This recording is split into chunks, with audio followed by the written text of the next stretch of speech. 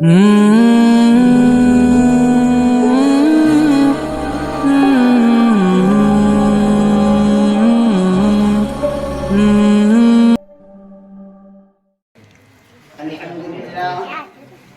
لله رب العالمين، والصلاة والسلام على شمس الهداية واليقين وعلى آله وأصحابه الصادقين. أما بعد، فأعوذ بالله من الشيطان الرجيم. بسم الله الرحمن الرحيم. ولا تهنوا ولا تحزنوا وأنتم الأعلون إن كنتم مؤمنين. صدق الله العظيم.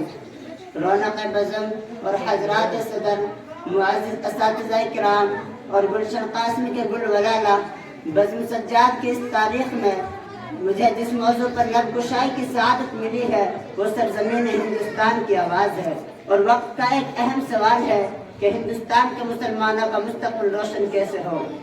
نوجوانان اسلام، یہ تو ایک وقت کا سوال ہے، لیکن میرا بھی تم سے ایک سوال ہے کہ آخر یہ انقلاب کیسے آیا؟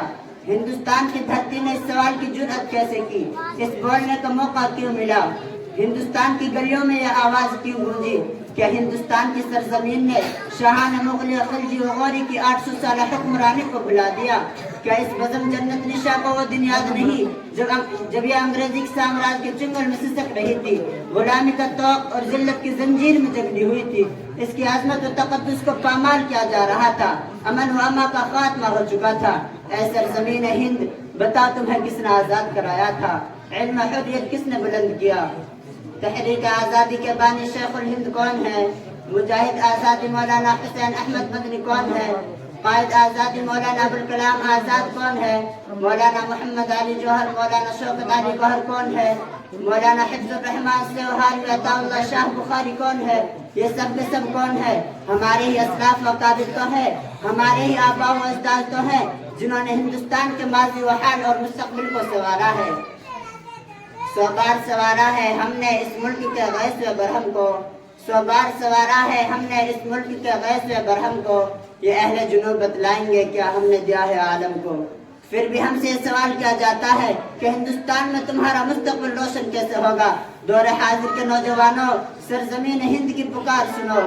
ہاں ہاں، مجھے یاد ہے تمہارے ہی اسلاف و اکابر نے ہمیں عزت و حرمت کا تاج پہنایا ہے، میری گردن سے توق غلامی کو اتارا ہے، تمہارے ہی آباؤں نے ہمیں جنت نشا بنایا ہے، لال قلعہ کی عظمت دی ہے، قطب مینار کی بلندی عطا کی، تمہارے ہی شہنشاہوں نے ہمارے سینہ گیتی کو تاج محل کے حسن و جمال سے سنوارا ہے، مگر ہے تو آبا ہی تمہارے تم کیا ہو، ہے تو آبا ہی تمہارے تم کیا ہو، ہاتھ پہ ہاتھ دھرے منتظر پردہ ہو۔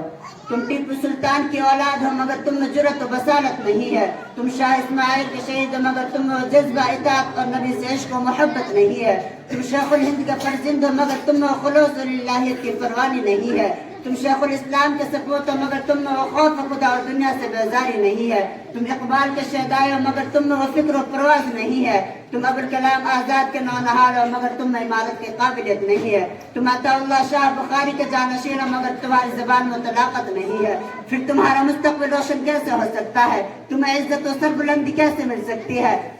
حکومت کا تخت و تاج تمہارے قدموں میں کیسے آ سکتا ہے؟ مسلمانوں، تم نے اپنی ماضی کو بھلا دیا، تم نے اپنا عقائد و جہاں سید الکونین صلی اللہ علیہ وسلم کے اسوہ حسنہ کو بالائے طاق رکھ دیا، فاروق اعظم اور خالد بن ولید کے طریقہ کار کو چھوڑ دیا، تم نے صلاح الدین ایوبی اور ٹیپو سلطان کی تاریخ کو بھلا دیا، حسین احمد مدنی اور عبید اللہ سندھی کے للکار کو پست پشت ڈال دیا، تم نے کبھی اسیران مالٹا کی فریاد پر غور نہیں کیا، پھر تمہارا مستقبل روشن کیسے ہو سکتا ہے؟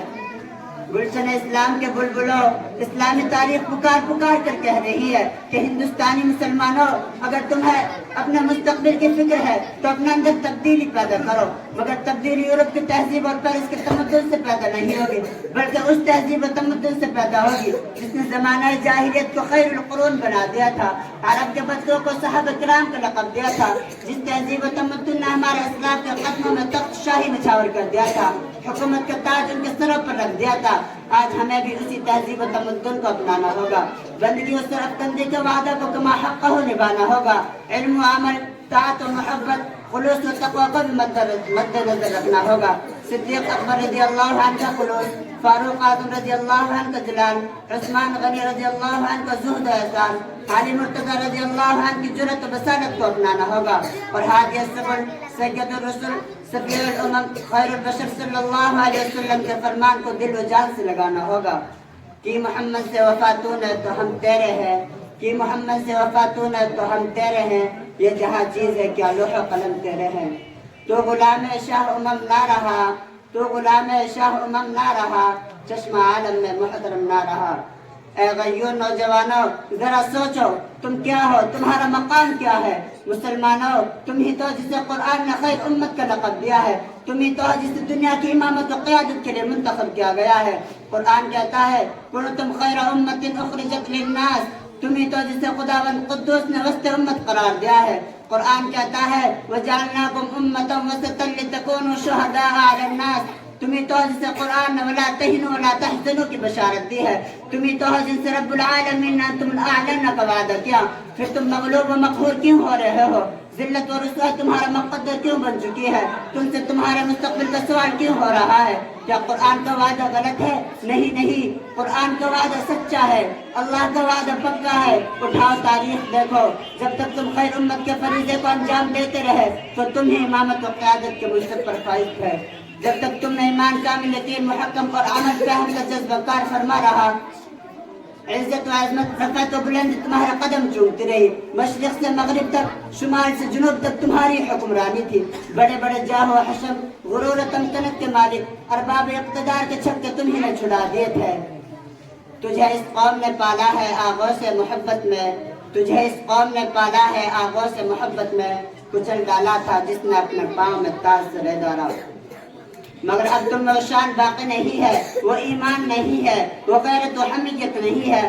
آج ہم ایسے قساوت قلبی کا شکار ہو چکے ہیں کہ شاعر اسلام کے جنازے ہماری نگاہوں کے سامنے نکالے جا رہے ہیں، مذہب اسلام پر بدنما داغ لگا دینے والے خرافات ہماری دہلیزوں اور چوکھٹوں سے نکل کر منظر عام پر آ رہی ہے۔ جن خانقاہ و مدارس اور مساجد و مکاتب کی تعمیر کے لیے ہمارے اسلاف نے قربانیاں دی تھی، آج ہم ان کی بے حرمتی کے خلاف زبان و قلم سے بھی جہاد نہیں کرتے، ہمارے کانوں پر جو تک نہیں رہتی، پھر ہمارا مستقبل کیسے روشن ہو؟